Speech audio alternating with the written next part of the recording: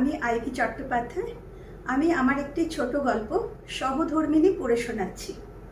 এই গল্পটি প্রথম প্রকাশ হয়েছিল বাংলা লাইভ ওয়েব পত্রিকায়। তারপরে এই গল্পটি আমার এই মহাজীবন গল্প সংকলনে সংকলিত হয়েছে।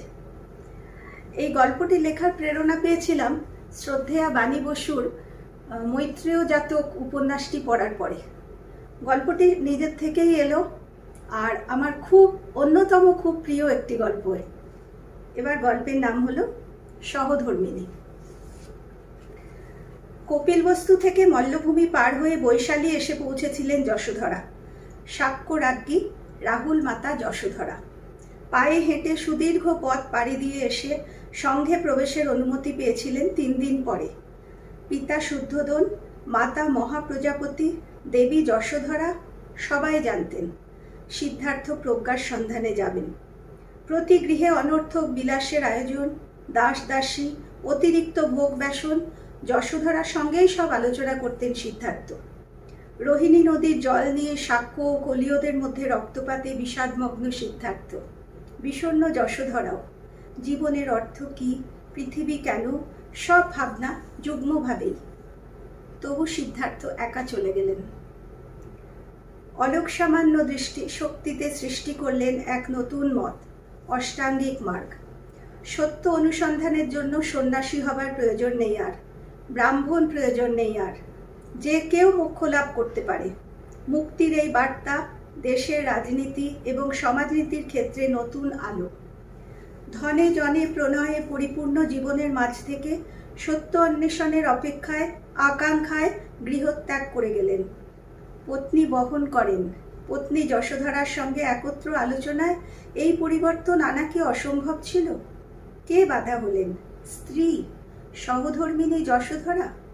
সিদ্ধার্থ কি ভেবেছিলেন যশোধরা তেমন শক্তি নেই যে রাজকীয় বিলাস বাসনের জীবন স্বেচ্ছায় ত্যাগ করতে পারে?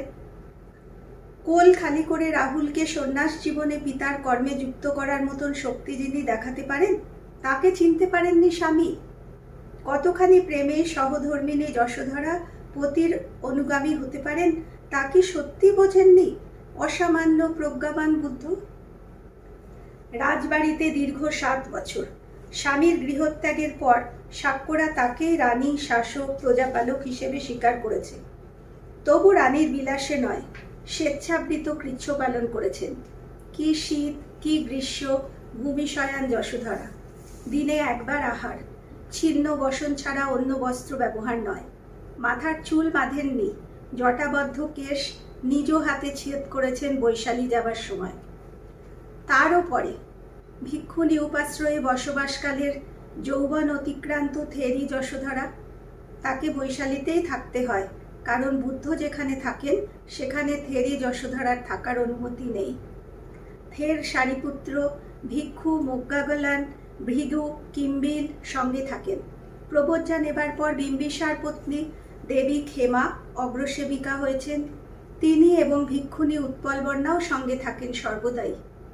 শুধু দেবী যশোধরার সঙ্গে দূরত্ব রাখেন কেন মুক্ত পুরুষ? রক্তের অতিসার রোগে জীর্ণা থেরি যশোধরা মাটির বেদিতে মৃত উপাধানে শয়ন করেন। ভিক্ষার জন্য নগরে বার হবার ক্ষমতা নেই। শ্রমণ আনন্দ ভৈষর্য নিয়ে এসে বারবার রোগীর সেবার ব্যবস্থা করেন। ভগবান বুদ্ধ তবু আসেন না একবারের জন্য। কোন পাপের জন্য এমন প্রায়শ্চিত্ত করতে বাধ্য থাকেন দেবী যশোধরা? ভালোবেসেছিলেন, তা অন্যায়? পতির অনুগামী হয়েছেন সর্বক্ষেত্রে, তা অন্যায়? সহধর্মিণী যশোধরা সারা জীবন বর্জনীয়া হয়েই রইলেন। মৈত্রেয় জাতক বাণী বসু, কতবার যে পড়া হলো এ বইটা, কেন যে বারবার পড়েও আশ মেটে না। দিদিভাই, আর কত বেলা করবে? বেলা 4টে হলো যে, 2টি মুখে দাও এবার। দেবীর ডাকাডাকিতে একটু বিরক্ত হয়ে এলো চুলে একটা হাত খোপা করতে করতে বেরিয়ে এলেন। 8 ঘন্টাও হয়নি ঘরে এসেছেন। ক্লান্তিতে চোখ জুড়ে এসেছিল। ঘুমিয়ে না পড়েন তাই মৈত্রেয় জাতক, একলা বসুধার সব সময়ের সঙ্গী। সকাল থেকে 5-6টি মেয়েকে সঙ্গে নিয়ে ধান ঝাড়াইয়ের কাজ করেছেন। মায়া এসে খবর দিয়েছিল গঙ্গার ব্যথা উঠেছে। ঝাড়াইয়ের কাজের ভার মেয়েদের দিয়ে এসে গোয়াল ঘরে ঢুকেছিলেন। খানিক আগে হৃষ্টপুষ্ট একটি গোবৎস পৃথিবীর আলো দেখেছে। নবজাতককে পরিষ্কার করে ঘরে এসেছেন। বয়স তো হচ্ছে, ক্লান্তির আর দোষ কি? এত রাগ করিস কেন রে মেয়ে? খাবো খাবো, খাওয়া তো আর পালিয়ে যাচ্ছে না। আগে ওরা সবাই ফিরুক, কেউ খেলো না, আমি খেয়ে নেব। কি যে বলিস তুই? অয় দেখো, ঠিক জানি, বলি কতবার বলবো তোমায়, এখানে কেউ কারো জন্য ভাত আগলি বসে থাকে না। কখন ফিরেছে দা বাবু? তপন বীরু তারও আগে ফিরেছে। দেখো গে, এখন হাত পা ছড়িয়ে ঘুমোচ্ছে সব। দা বাবু খেয়ে নিয়ে চাতালে বসেছে, দেখছো না? হারাধনের জমি নিয়ে কাজিয়া মেটানো চলছে। সত্যিই বারে বারে ভুল হয়ে যায়। কার জন্য যে রোজ না খেয়ে বসে থাকা। বসুধা না খেয়ে বসে আছে, এ ভাবনাটাই হারিয়ে গেছে ওই নিষ্ঠুর মানুষটার মন থেকে। নিরুত্তর বসুধা ক্লান্ত চোখে একবার চাতালের দিকে তাকিয়ে ফেললেন অগোচরেই। শির দ্বারা সোজা করে বসে আছে মানুষটা, একটু ক্লান্তি নেই বসার ভঙ্গিতে। কে বলবে আজ 15-16 কিলোমিটার হেঁটে ফিরেছে ও? চকিতে মনে পড়ে গেল এক ছবি। একাডেমি থেকে নাটক দেখে ফিরছেন দুজনে। রাত হয়েছে, বাড়িতে মা না খেয়ে বসে আছেন। বসুধা তাড়া দিচ্ছিলেন তাই। রাজস্বীর সে নিয়ে কোনো তাপ উত্তাপ নেই। বন্ধুদের সঙ্গে নাটক নিয়ে তাত্ত্বিক আলোচনা চলছে। যে কোনো বিষয়ের উপর অগাধ পাণ্ডিত্য। বন্ধু মহলে খুব জনপ্রিয় ছিলেন রাজস্বী। ভারী সুন্দর কথা বলতেন। দেশি বিদেশি সাহিত্য, নাটক, চিত্রকলা, সমাজনীতি, রাজনীতি, অর্থনীতি, নানা বিষয়ে আলোচনা করতে পারেন। এমন মানুষ তো সবার প্রিয় হবেনই। বসুধাও মুগ্ধ হয়েছিল প্রথম আলাপেই। বিয়ের পরও দেখেছে, একটা বিষয় নিয়ে পড়া শুরু করলে আহার নিদ্রা ত্যাগ হয়ে যেত রাজস্বীর। শাশুড়িমা বলতেন ও চিরকাল ওই রকম, কোনো কাজ শুরু করলে জ্ঞান থাকে না। সেদিনও তাই হলো। মুগ্ধ শ্রোতা বন্ধুদের ছেড়ে রাস্তায় এসে দাঁড়ালেন রাজস্বী আর বসুধা। তখন রাত 12টা। সনাতন রাজস্বীর জন্মেরও আগে থেকে গাড়ি চালানোর কাজ করে। রাজাবাবুর স্বভাব জানে ভালো, ডাকার আগেই গাড়ি নিয়ে এসে দাঁড় করিয়েছে। মাঝ রাস্তায় ব্রিজের ওপর গাড়ি থেমে গেল। কলকবজার জিনিস, চললে রথ, না চললে পর্বত। সারাতে সময় লাগবে খানিক। সনাতন বিব্রত, বৌমণি এত রাতে খোলা রাস্তায় থাকবেন? বাড়ি আর হাঁটা পথে 10 মিনিট। রাজস্বী কিছুতেই গাড়ি থেকে নামলেন না। সনাতন মাঝরাতে কোথা থেকে একটা রিক্সা জোগাড় করে ফেললো, তবু রাজি হলেন না রাজস্বী। মানুষে মানুষকে টেনে নিয়ে যাবে এমন ভাবনা প্রশ্রয় দেবেন না প্রয়োজনের সময়ও। বসুধা এতখানি পথ হেঁটে যাবেন তাও ইচ্ছে নয় তার। মা খুব রাগ করেছিলেন সেদিন। বসুধাকে নিয়ে অত রাতে ব্রিজের ওপর বসে থাকা কতখানি বিপজ্জনক রাজস্বী কিছুতেই বোঝেননি। গাড়ি খারাপ হলে আর কি করা, অতখানি শুধু শুধু হাঁটার মানেই নেই। এই যুক্তিতে অটল। আসল কথাটা বলো না কেন? তুমি হাঁটতে পারবে না? জানো বৌমা, কত বড় পর্যন্ত ওকে কোলে নিয়ে হাঁটতে হতো আমায়। হাঁটতে হলে রাজ্যের আলস্য ছেলের। মা খুব রাগ করেছিলেন। একমাত্র সন্তান, মায়ের চোখের আরাম রাজস্বী। এ নিয়ে কম পেছনে লাগতেন বসুধা? সেই রাজস্বী। আশ্রমের সবাই দাদাবাবু বলে ডাকে। রাজস্বী নামটা হারিয়েই গেছে। রাজস্বী নামটাতে আজকাল সাড়াও দেয় না কাউকে। আশেপাশের গ্রামের মানুষ দেবতা বলে ডাকে। অনেকখানি ভালোবাসা আর শ্রদ্ধার ডাক। প্রথম প্রথম বিরক্ত হতেন রাজস্বী, আজকাল ওই দেবতা ডাকেই সাড়া দেন। কি বা করবেন, বারণ করলেও কেউ শোনে না। তু আমাদের দেবতা বটি, 2 হাত জোর করে কপালে ঠাকায় সবাই, জোহার জোহার। দেবতা পায়ে হেঁটে রোজ কত কিলোমিটার পথ পাড়ি দেন, দৌড়ে দৌড়ে ঘোরেন অর্থ সংগ্রহের কাজে, ওর স্কুলে ছাত্র পাঠানোর আর্জি নিয়ে, পল্লী মঙ্গলের নানা কাজে, গ্রামে গ্রামে, নগরে নগরে। হাঁটায় আর ক্লান্তি নেই রাজস্বীর। না না, রাজস্বী নয়, ও তো দেবতা। অবচেতনেই ঘাড় নেড়ে ফেলেছেন। এগিয়ে এসে হাত ধরে ফেলল দেবী। ঘাড় নাড়লে শুনবো না আমি। চলো, দুটো মুখে দেবে। জানো না এতখানি পর্যন্ত না খেয়ে থাকলে পিত্তি পড়ে, এই জন্যেই অত পেট ব্যথা হয় তোমার। মেয়েটা ভারী ভালোবাসে বসুধাকে। এই মেয়েটা না থাকলে পল্লী মঙ্গলের কাজে এতদিন থাকা হতো না বসুধার। বসুধা যখন পেট ব্যথায় ছটফট করে, আজকাল মাঝে মাঝেই হচ্ছে ব্যথাটা, সুমনের হাতে ওষুধ পাঠিয়ে দেন দেবতা। ওই পর্যন্তই। গরম জলের সেক থেকে শুরু করে পথ্য সব এই দেবী। কেন যে মেয়েটা বসুধাকে এত ভালোবাসে, মাঝে মাঝে এখনো মনে হয় ফিরেই যায়। কার জন্য কৃচ্ছ সাধন? দেবতা সবার খেয়াল রাখেন, কল্যাণ কামনা করেন, আশ্রমের সবার ভালো মন্দের খেয়াল রাখেন। চাষিদের স্বাস্থ্য রক্ষার জন্য জল নিকাশি ব্যবস্থা, ওষুধ বিতরণ, ডিসপেন্সারি খোলা হলো কদিন আগে। আশেপাশের গ্রামের মানুষের যে কোনো বিপদে সবার আগে পৌঁছে যান দেবতা। এমনকি গাছপালা, গরু বাছুর, পোলট্রির হাঁস মুরগিগুলো রোজ ওর ভালোবাসার হাতে স্পর্শ পায়। শুধু বসুধাকে দেবতা দেখতেই পান না। রাজর্ষি দেবতা হয়েছেন, সমস্ত দুর্বলতা জয় করেছেন, সমাজের কল্যাণে আত্মনিয়োগ করেছেন, তবু বসুধাকে নিয়ে কিসের ভয় মৃত পুরুষের? বসুধা তো এখন পল্লী মঙ্গলের এক কর্মী ছাড়া কিছু নন। সহধর্মিনী আবার অধিকার নাই বা পেলেন, সহকর্মিনীর সম্মানটুকুও কি পাওনা হয় না তার? ছেলে খুব রাগ করে, ফোনেই। অনির্বাণ বাবার সঙ্গে কথা বলে না আর। বড় হয়েছে এখন, মাকে দু হাতে আগলে রাখতে চায়। কেন পড়ে আছো মা? কেন এত কষ্ট করবে তুমি ওই লোকটার জন্যে? এক এক সময় ভাবেন বসুধাও, ওর থাকা না থাকায় কি এসে যায় কারো? ফিরে গেলেই হয়। সে সময় দেবীর কথা মনে হয়েছে, যাবেন আর দেবীকেও সঙ্গে নিয়ে যাবেন। মেয়েটা মায়ার বাঁধনে জড়িয়ে ফেলেছে খুব, তবু ফিরে যাওয়া হচ্ছে না। কেন হচ্ছে না বসুধা নিজেও জানেন না। ওই নিষ্ঠুর লোকটা, ওর জন্য এখনো যে কান্না আসে, কি জানে কেন। ছাত্রছাত্রী মহলে অসম্ভব প্রিয় ছিলেন বসুধা নিজেও। বিশ্ববিদ্যালয়ের অধ্যাপনার কাজ ছেড়ে, পরিচিত সমাজ মানুষজন সবাইকে ছেড়ে যেদিন এখানে এসেছিলেন, সবাই অবাক হয়েছিল। রূপশ্রী, সুজন, অর্জুন, উজ্জয়িনী এই সেদিনও এসেছে তাদের প্রিয় বসুধাদির কাছে। কেন এত কষ্ট করছেন বসুধাদি? সহানুভূতি নয়, ওরা সমব্যথী। কেমন করে বোঝাবেন বসুধা? কত দিনের বিনিদ্র রাতের পরে এই সংকল্প। শাশুড়িমা যতদিন বেঁচে ছিলেন দু হাতে আগলে রেখেছেন। শাশুড়িমা ছিলেন, অনির্বাণের পড়াশোনা ছিল, নিজের কাজের জগৎ ছিল, তবু মনের কাছে লুকিয়ে থাকার উপায় নেই। এত ব্যস্ততার মধ্যেও রাতের পর রাত একা থাকাও ছিল।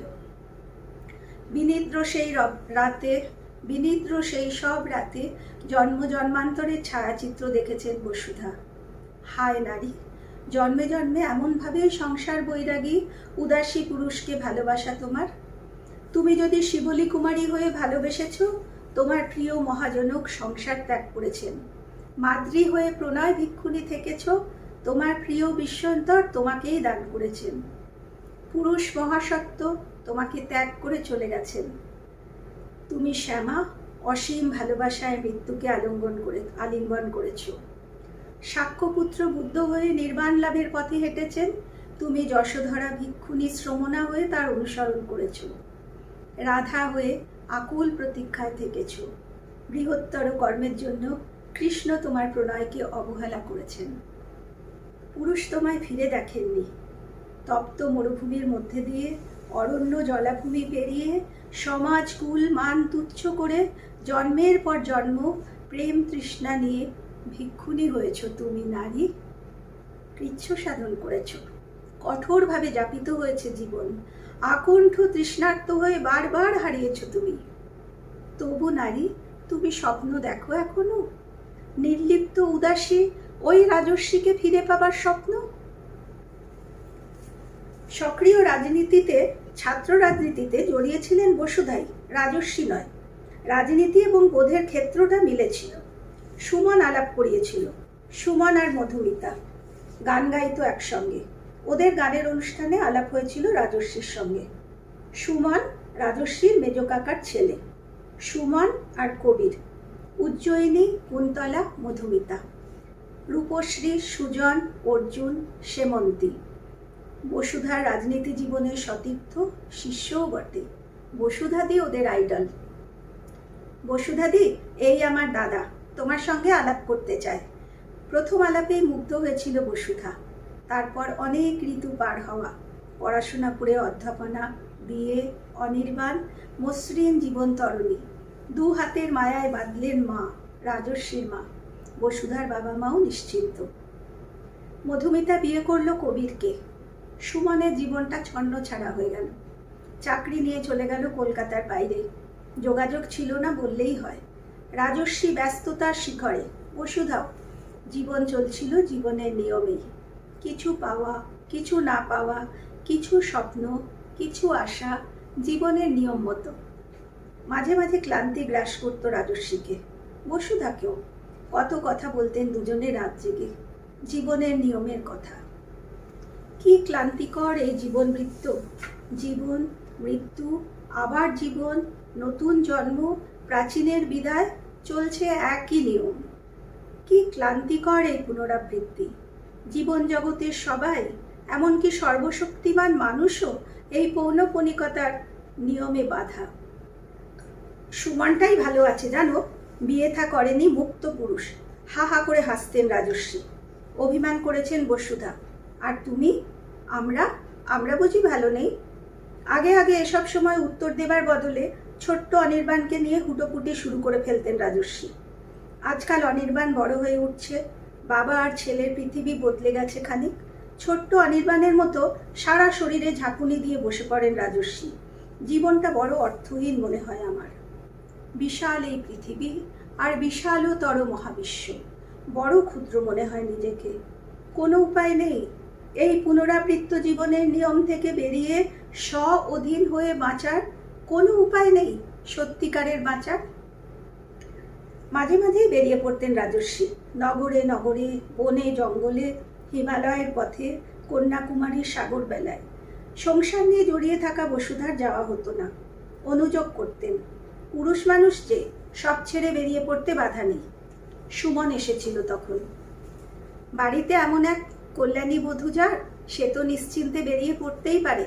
বসুধাদি গো, তুমিই প্রেরণা, তুমি দাদাকে কম প্রশ্রয় দাও। বসুধাদি, বৌদি নয়। বলে বলে বৌদি ডাক ধরাতে পারেননি শাশুড়ি মা, এখনো তাই ডাকে সুমন। বসুধাদির এই আশ্রমে আসা সুমনেরই হাত ধরে। রাজস্বী তো সংসারের সঙ্গে সব সম্পর্ক ত্যাগ করেছেন কবে, এমনকি মায়ের সঙ্গে শেষ দেখাও হয়নি তার।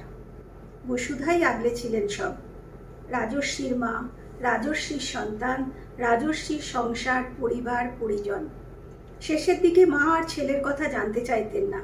অনির্বাণকে নিয়ে বসুধার উৎকণ্ঠা দেখলে বকতেন, ছেড়ে দাও বৌমা, আগলে রেখো না। সুমন চাকরি ছেড়ে রাজস্বীর সঙ্গে আশ্রমে যোগ দেবার পর মেজ কাকা কাকিমা এসে কি অপমানটাই না করে গেলেন একদিন। নিজে তো গেলই, ওদের ছেলেকেও টেনে নিয়ে গেল রাজস্বী। সব স্বার্থপর। কাকিমা চোখের জলে বলেছিলেন, বাড়িতে বুড়ো বাবা মা, তাদের দেখার অবসর হলো না ছেলের, সমাজ উদ্ধার করবেন তিনি। সবাই বলেছিল, আত্মীয় স্বজন, প্রতিবেশী, বন্ধুবান্ধব, সবাই। সমাজের জন্য কাজ করবে, কে বারণ করেছে? তার জন্য নিজের লোকদের ছাড়তে হবে কেন? একটা দায়িত্ব নেই, কর্তব্য নেই? ওকে বোধহয় আমরা বুঝতে পারবো না বৌমা, মা বলেছিলেন। বিশ্ববিদ্যালয়ের অধ্যাপিকা বৌমাকে বলেছিলেন মা। বিয়ে হয়ে গেল বলে যিনি স্কুলের পড়াটুকুও শেষ করতে পারেননি। ওর দায়িত্বজ্ঞান অন্য, ওর কর্তব্যই ওকে টেনে নিয়ে গেছে। ওকে সংসারে মানায়নি কোনো দিন। কষ্ট যতখানি, ছেলে নিয়ে মায়ের গর্ব তার চেয়ে কম নয়। গর্ব করার মতোই তো। সেবার কাজে আত্মনিয়োগ, কজন পারে তা? সারা ভারত ঘুরে বেরিয়েছেন রাজস্বী। হিমালয়ের পথে পথে, পণ্ডিচেরি হয়ে রামেশ্বরম, দ্বারকা, সোমনাথ, উত্তর ভারত থেকে মধ্য ভারত, পূর্ব দিকে সেই অরুণাচলের দুর্গম প্রান্ত পর্যন্ত। সাধু সঙ্গ করেছেন, বনে জঙ্গলে ঘুরেছেন। দিনের পর দিন কোনো খবর মেলেনি রাজস্বীর। অনির্বাণ স্কুলের শেষ ধাপ পার হলো, সে খবরটাও দিতে পারেননি ছেলের বাবাকে। ছেলে বইয়ে মুখ ডুবিয়ে আড়াল করতে চেয়েছে নিজেকে। মা অন্তরালবর্তিনী হয়েছেন, গোপাল নিয়ে আড়াল খুঁজেছেন। একা হাতে সব দিক সামলেছেন বসুধা। একা থাকার সময় কোথায়? সবাই রাজস্বীকে নিয়ে নানা কথা বললেও বসুধা কেন যে অন্যরকম ভাবতেন, অন্যরকম দেখতে চাইতেন বলেই কি? অবচেতনেও মনের কাছে রাজস্বীর অবহেলাটা যাতে স্বীকার না করা হয়। দক্ষিণ ভারত ঘুরে এলেন রাজস্বী। বসুধা দেখলেন রাজস্বী দাড়ি রেখেছেন, কাঁচা পাকা চুল, অযত্নে বেড়ে ওঠা দাড়ি। খুব অন্যরকম দেখাচ্ছে তো। যমুনা মাসিমা এসেছিলেন সেদিন। মা মাসি মিলে খুব জোরাজুরি করতে লাগলেন। কি চেহারা করেছিস রে, এক্ষুনি কেটে ফেল দাড়ি। মিটি হাসছিলেন রাজস্বী। দাড়িটা কিন্তু থেকেই গেল। দাড়ির ফাঁক দিয়ে মসৃণ হাসি, চোখ দুটো আরো উজ্জ্বল হয়ে ওঠা। কেমন সন্ন্যাসীদের মতো লাগছে না রাজস্বীকে? একটা সবুজ গাছের মতো। গাছ যেমন তার পত্র পুষ্প সবুজের ঘেরাটোপে সম্পূর্ণতায় ধরা দেয়, রাজস্বীও তেমনই স্বয়ংভূ বুঝি। ও নিজেতেই সম্পূর্ণ, কেমন দূরের একজন মানুষ। নিরামিষ খাওয়া ধরেছে। কত মানুষ খেতেই পায় না জানো না, মায়ের অনুযোগের উত্তরে বলেছেন। আমার ভালো লাগে না আর, আমি স্বাদ পাই না, বসুধাকে বলেছেন। হ্যাঁ, তখনও বলতেন বসুধাকেই। মাঝরাতে ঘুম ভেঙে উঠে বারান্দায় একলা রাজস্বীকে দেখতে পেতেন বসুধা। অকারণে বুকের মধ্যে শিরশির করত। রাজস্বী তো, ও কি রাজস্বী? রাতের নিস্তব্ধতায় বলতেন রাজস্বী, বসুধাকে সাক্ষী রেখে। জীবনটার কোনো অর্থই খুঁজে পাই না আমি। কিছুই করা হলো না, জীবনটা বৃথা যাবে। অসহায় আকুল সে আরতি কাঁপিয়ে দিত বসুধাকে। পরম মমতায় বুকে টেনে নিতেন রুক্ষ চুলের মাথা। আমি তো আছি, আমি বুঝি তোমায়। রাতের মোহেই বুঝি দুর্বল হতো পুরুষ।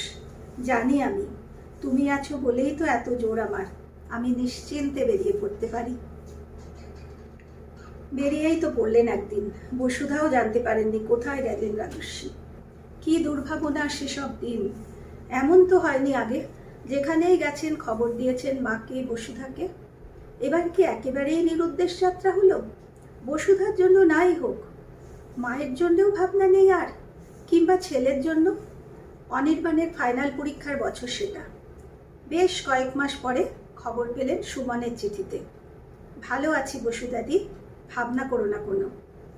জঙ্গল ঘেঁষা গ্রাম, গ্রাম সংস্কার, অন্তজ ভূমিজ মানুষদের কাজে ব্যস্ত আছেন রাজস্বী। সুমনও। চিঠির উত্তর দিয়েছেন বসুধা সঙ্গে সঙ্গেই। তোমার দাদা কেমন আছেন? মা যে খুব ভাবছেন। উত্তর আসেনি চিঠির।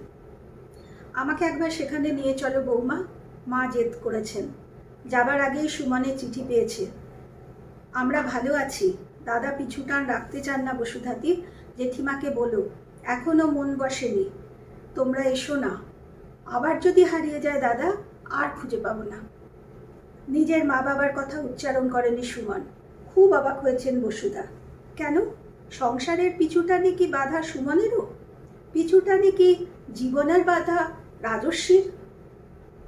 তবু বারবার লিখেছেন। অনির্বাণের চিঠি, মায়ের চিঠি, বসুধার চিঠি, উত্তর দেননি রাজস্বী। অভিমানে কাতর হয়েছেন বসুধা, রাগে পাথর হয়েছেন রাজস্বী, সাড়া দেননি। মা এক সময় শান্তি হয়েছেন, অনির্বাণ নির্লিপ্ত হয়েছে, বসুধা পারেননি। মাঝে মাঝে উত্তর দিয়েছে সুমন। একবার লিখল, এত আকুলতা তোমায় মানায় না বসুধাদি, দাদা বিরক্ত হন। বসুধার চিঠি বুঝি সুমনকেও পড়ান রাজস্বী? ব্যক্তিগত আর কিছুই নেই রাজস্বীর জীবনে? সেই রাতের পর রাত, রাত জাগা। শ্রীরাধিকার থেকে শিবলী কুমারী হয়ে পথ চলা, নাগরানী সুমনা থেকে যশোধরা, দীর্ঘ পরিক্রমা রোজ। রতি বিলাপ, সীতার একাকী কান্না, শ্রীরাধিকার বিলাপ, নিজের হৃদয়ে সে কান্না অনুভব করেছেন বসুধা। বিয়ের পর অজন্তা এলোরা যাওয়া হয়েছিল রাজস্বীর সঙ্গে। বুদ্ধদেবের বিশাল মহাপরিনির্বাণের ভাস্কর্য, কুশীনগরের সেই অনুপম দৃশ্য, দুপাশে দুই শালবৃক্ষ, নত যেন শিষ্যরা, পরিত্যক্ত ভিক্ষাপাত্র হাতে আনন্দ। বসুধা মন্ত্রমুগ্ধ, আচ্ছন্ন হয়েছিলেন কতক্ষণ। সম্মা দীর্ঘ, সম্মা সংকল্প, সম্মা বাচা, সম্মা কম্মন্ত, সম্মা আজীব, সম্মা বায়াম, সম্মা সতী, সম্মা সমাধি। অষ্টাঙ্গিক মার্গ। এক কামনা থেকে আরেক বাসনায় ভ্রমণ, এই তো জীবন। মহাপরিনির্বাণের বিশালতা বুকে নিয়ে ঘুরে ঘুরে দেখেছিলেন অজন্তা। গর্ভিণী সিদ্ধার্থ জননী মায়া, রাহুলকে কোলে নিয়ে যশোধরা, ভাই গৌতমীপুত্র আনন্দ, প্রবোজ্জাদানে সিদ্ধার্থ। কেমন এক একাকিত্বের বেদনায় একলা পাখি ডানা ঝাপটাচ্ছিল বুকের মধ্যে। রাজস্বীকে কিন্তু মহাপরিনির্বাণ মুগ্ধ করেনি। তপস্যারতা মার কন্যা রতি মুগ্ধ করেছিল তাকে। কৃষ্ণাঙ্গী রাজকুমারীর বিষাদের সংক্রমণ হয়েছিল তার মধ্যে। কেমন গলায় বলেছিলেন, সন্ন্যাসীরা বুঝি এমন করেই তাদের সব দুঃখের ভার নারীর ওপর চাপিয়ে দিয়ে মুক্ত হন। আবার দেখো, শ্রমণ সন্ন্যাসীরাই তো এই গ্রহাচিত্র এঁকেছেন। একজন সন্ন্যাসী এই গভীর বিষাদের খবরও রাখেন। কথাটার প্রতিধ্বনি হয়েছিল বসুধার বুকের মধ্যে। নতুন করে ভালো লেগেছিল রাজস্বীকে। স্বপ্নের পুরুষ তো এমনই। দক্ষিণী নারীর বঞ্চনার খোঁজ সব পুরুষ রাখে না।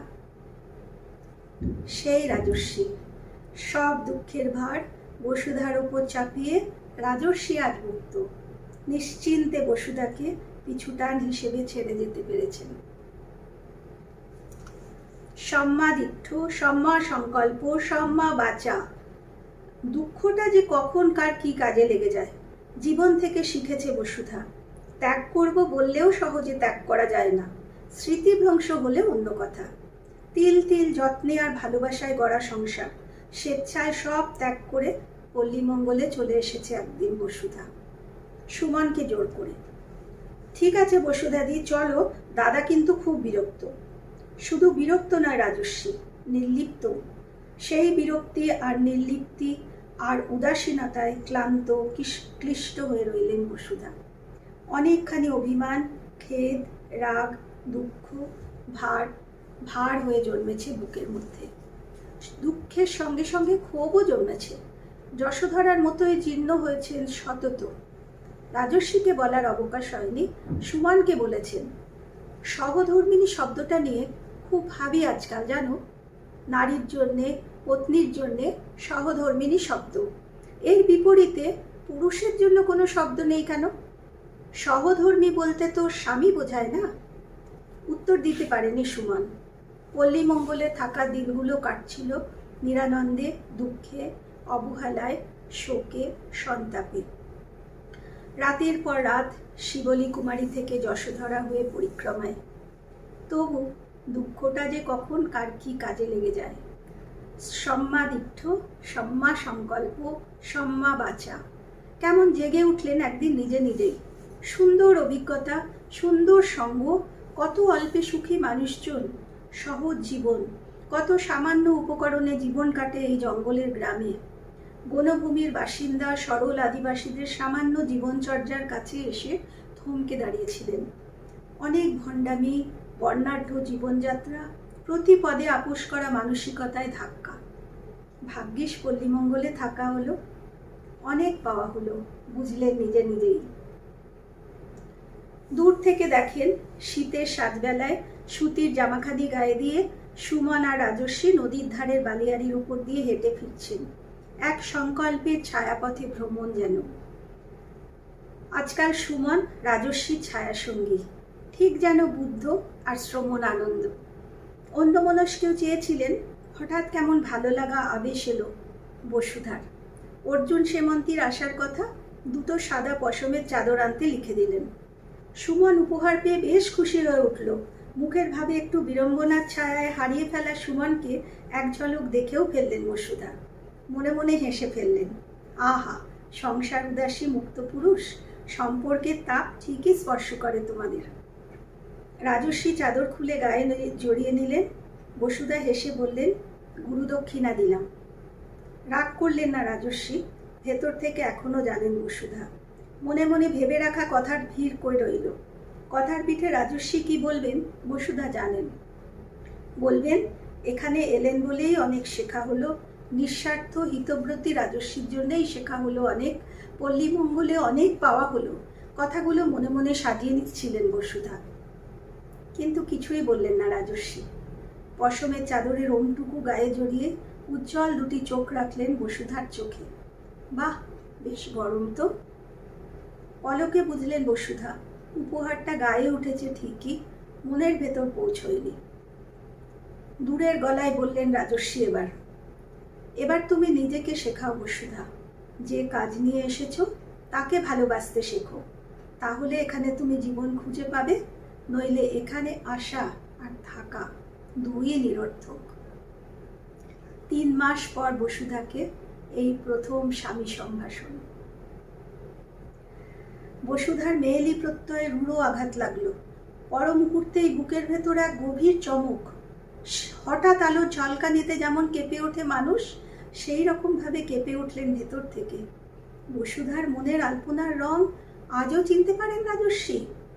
বুদ্ধও বুঝি পারতেন, তাই কি যশোধরাকে সরিয়ে রাখা নিষ্ঠুর হয়ে? হায় পুরুষ, তুমিও এত অসহায়? হঠাৎ বোঝা হয়ে গেল সংকল্পে এক হয়েও কেন যশোধরা আর সিদ্ধার্থর জীবনে জড়াতে পারেননি। আজকের বসুধা যেমন।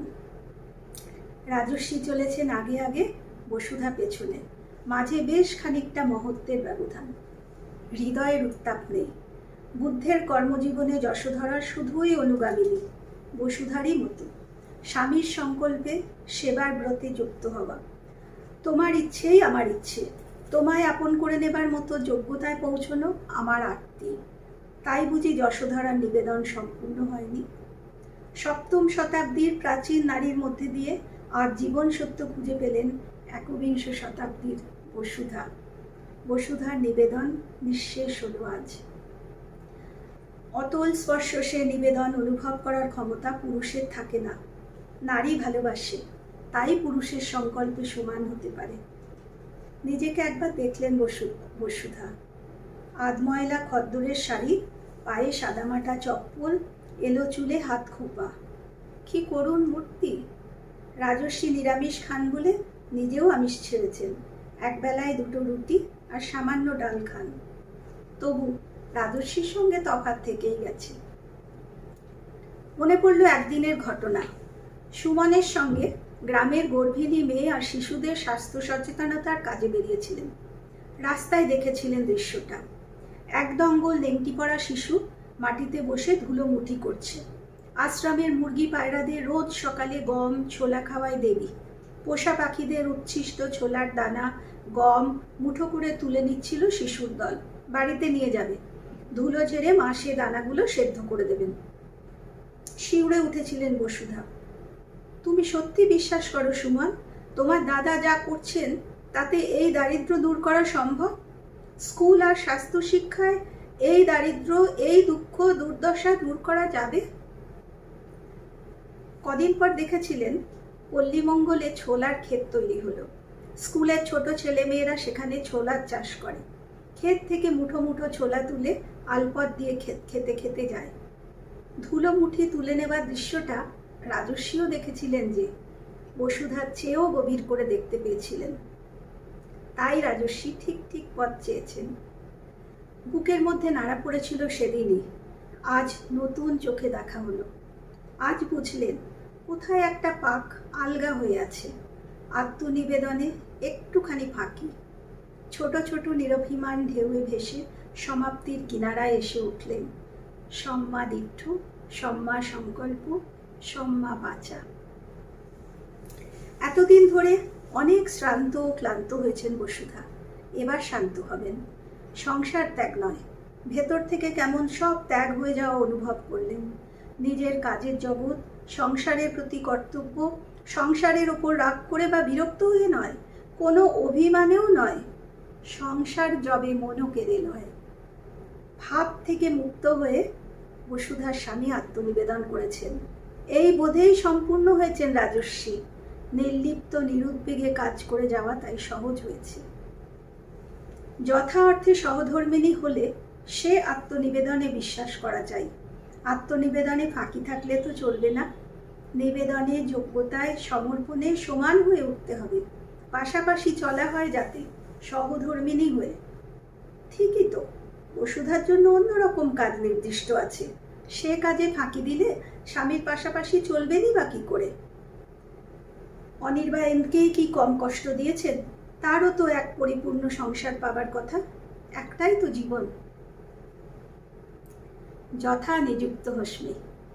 রাজস্বীকে বললেন বসুধা, আমি তোমায় ভুল বুঝেছিলাম। তোমার আদর্শে তুমি ঠিক। আমি সংসার ভালোবাসি। আমিও গড়ি আমার ছোট্ট সংসারে, আমার গণ্ডিতে। আমার ছেলে, আমার ছাত্রছাত্রীরা, আমার পড়াশোনা, আমার লেখালেখি, আমার কাজের জগৎ। ক্ষমা, ভালোবাসা কত সত্য যে বোঝা হতো না এখানে না এলে। পারলে তুমি আমায় ক্ষমা করো রাজস্বী। আমি ফিরে যাচ্ছি। অনেক দিন পর চঞ্চল হলেন রাজস্বী। পাথর ছড়ানো কাজের পথে স্ফটিক আবিষ্কার করলেন যেন। তোমার কাছে আমি শুধু নিয়েই গেছি বসুধা। এখন দেবার চেষ্টা করলেও মূল্যবান কিছু খুঁজে পাই না আর। তুমি আমার জীবনে অমূল্য প্রাপ্তি। তোমাকে পেয়েই আমি সম্পূর্ণ। তাই তো আমার এত শক্তি। ঘর পোষার সুখ কি সবার কাম্য হয় বলো? তুমি বলেই আমাকে নিজের কক্ষপথে ঠিক ঠিক পৌঁছে দিয়েছ। আর কেন আমায় খুঁজবে বসুধা? বুঝতে পারছো তো? পেয়েছো, পেয়েছো তুমি। আমাকে তুমি পেয়েই গেছো। আজ তোমাকেও আমি পেলাম সম্পূর্ণ করে। যখনই খুব ক্লান্ত লাগবে, ডানা গুটিয়ে বসতে স্বাদ হবে, তুমি আশ্রয় হবে আমার। অনেক দিন পর স্বামী স্পর্শ করলেন। অনেক দিন আগের মতোই বললেন, বসুধাও আমি তো আছি, আমি বুঝি তোমায়। ফেরার পথে রোমাঞ্চিত হচ্ছিলেন বসুধা, রাজস্বীর সহধর্মিণী বসুধা। বেলুগ্রামে কঠিন আন্ত্রিক রোগে আক্রান্ত হন গৌতম বুদ্ধ। হিরণ্যবতী নদীর তীরে কুশিনারায় মল্লদের শালবনে 2 শালবৃক্ষের অন্তরালে জীবনদীপ নির্বাপিত হয়েছিল। একাকী পুরুষ সিদ্ধার্থ। ভিক্ষু আনন্দ ছিলেন কাছে। ভিক্ষু আনন্দের সমর্পণও আজ বুকের মধ্যে অনুভব করে ফেলেছেন বসুধা। সুমন তো থাকবেই, সুমন থাকবে সিদ্ধার্থর সঙ্গে। আনন্দ যেমন ছিলেন বুদ্ধের ছায়াসঙ্গী হয়ে, সুমনকে আর সংসারে ফেরানো যাবে না। সুমন থাকবে, সেই সঙ্গে থাকবেন বসুধাও।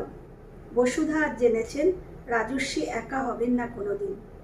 রাজস্বীও আজ জেনেছেন বসুধা আছে, থাকবে জীবনের শেষ মুহূর্ত পর্যন্ত, সহগামিনী সহধর্মিণী হয়ে। এবার নিশ্চিন্তে নিরুদ্বেগে নিজের ভাগের গড়ার কাজটা করবেন বসুধা। আলো, আকাশটা খুব আলো আলো, ভারী সুন্দর নীল। দুপাশে দিগন্ত বিস্তৃত সবুজ মাঠ, সারি সারি গাছ, হাওয়ার সঙ্গে নাম না জানা গন্ধ, পাখি, আকাশ, সব মিলিয়েই জীবন। নমস্কার।